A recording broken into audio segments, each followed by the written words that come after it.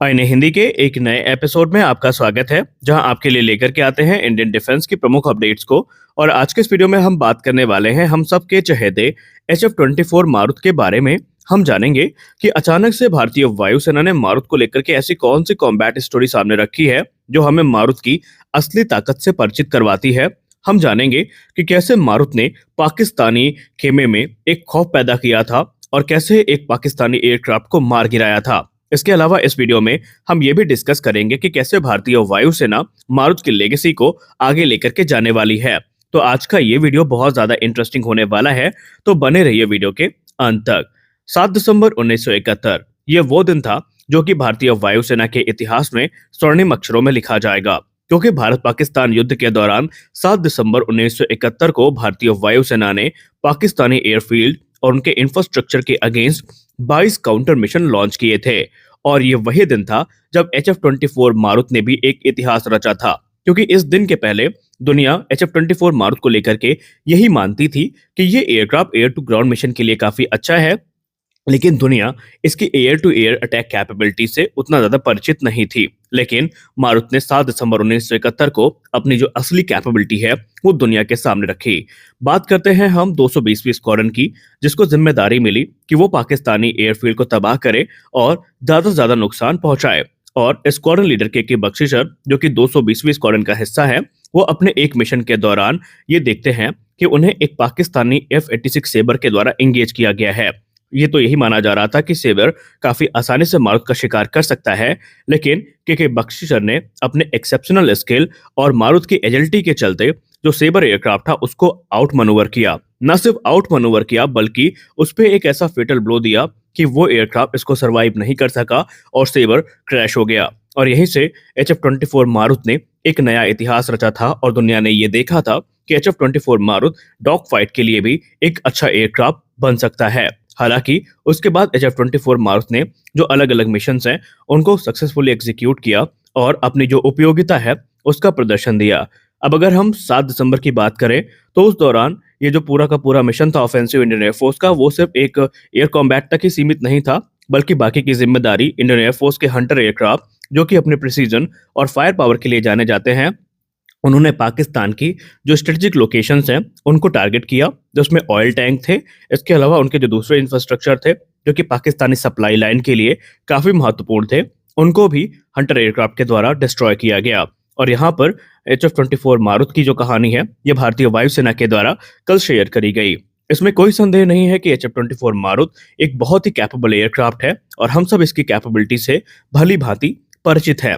लेकिन क्या आपको पता है कि HF-24 मारुत के रिटायर होने के कई दशकों बाद एक बार फिर से उसकी लेगेसी वापस आ रही है, और वो लेगेसी वापस आ रही है HLFT-42 यानी हमारा जो एक लीडिंग फाइटर ट्रेनर है उसके रूप में, जिसमें मारुत का जो DNA है वो हमें देखने को मिलेगा। अब अगर हम HLFT-42 की बात करें, लीडिंग फाइटर 42 यानी HLFT-42 भारत का एक next generation leading fighter trainer aircraft होने वाला है, जो कि भारतीय वायुसेना के लिए काफी महत्वपूर्ण है। ये एयरक्राफ्ट फाइटर पायलट्स को इनेबल करेगा कि वो अपनी जो स्किल है उसको इम्प्रूव करें और किसी भी 4th या 5th जनरेशन फाइटर एयरक्राफ्ट जो कि भारतीय वायुसेना की सर्विस में आने वाले हैं या आ चुके हैं, उनके लिए खुद को कॉम्बैट रेडी कर सके।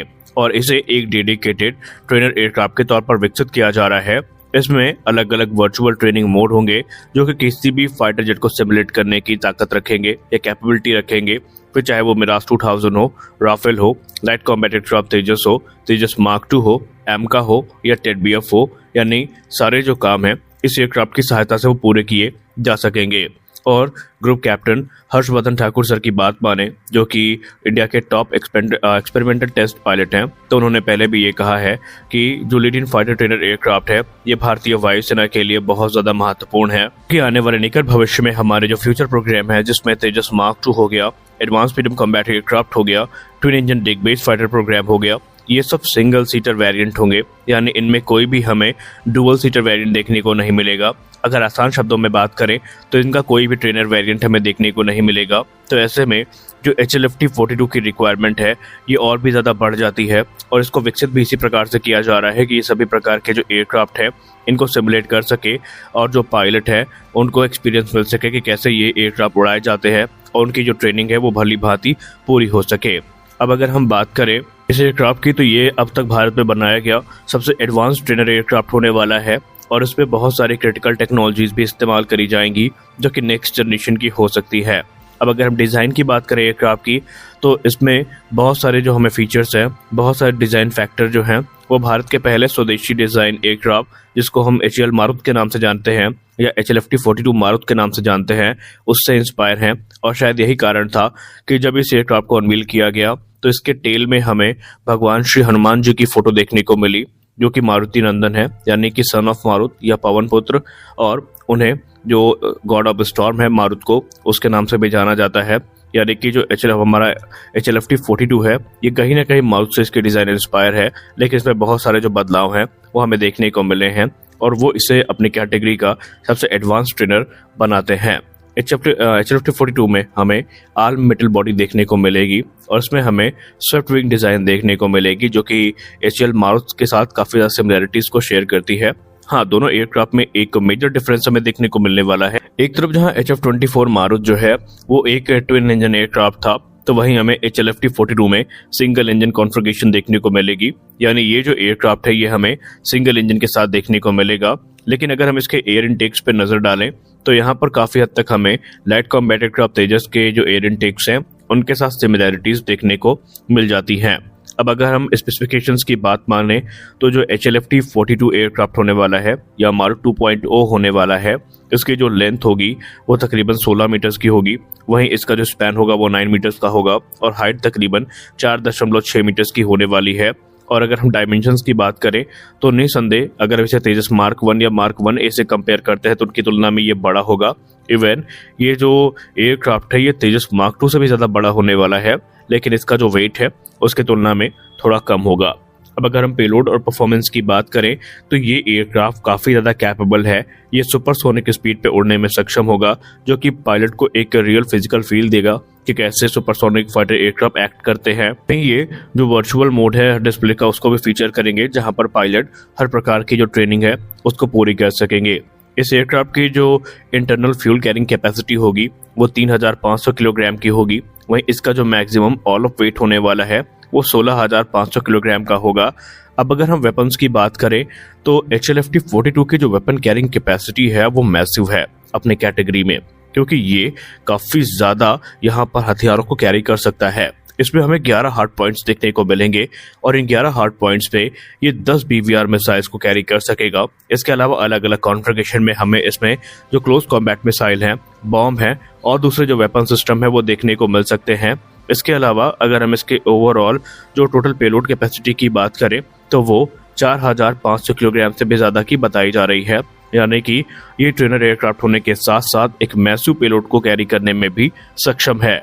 अब अगर हम इंजन की बात करें तो शुरुआती तौर पर यह माना जा रहा था कि इसमें ठीक वही इंजन इस्तेमाल किया जाएगा जो कि तेजस मार्क 1 और मार्क 1A में किया जाना है, यानी F404 की बात की जा रही थी। लेकिन अब क्योंकि इस एयरक्राफ्ट का जो ऑल ऑफ वेट है वो 16,500 किलोग्राम का है या उससे ज़्यादा भी हो सकता है, तो एक्सपर्ट ये मानते हैं कि जो F404 इंजन है वो इसके लिए सफिशिएंट नहीं होगा और संभावनाएं प्रबल हैं कि आने वाले भविष्य में इस एयरक्राफ्ट में जो F414 इंजन है जिसका इस्तेमाल तेजस मार्क 2 एयरक्राफ्ट में किया जाना है वो यूज़ किया जाएगा।